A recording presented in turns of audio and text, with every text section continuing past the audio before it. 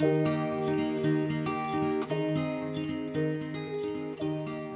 I'm Sean McGowan. I'm a Los Angeles-based plant and floral stylist.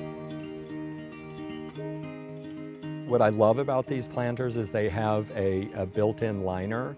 It's a segmented liner that drops into each of the planters, so it makes them super easy to plant. You can always lift those liners out and take them out, water them, and drop them back in, so it's a very serviceable planter. Every container has a certain beauty and a certain form, and picking the right plant that shows the assets of the planter, I think, is a little bit tricky. Sometimes with rounded edge pots, I like to use things that are more sculptural and keep the rim of the container clear. Rectangular or lower planters, I think having cascading plants or trailing plants to kind of break the longer lines of the planters, I think is really helpful in softening the edges.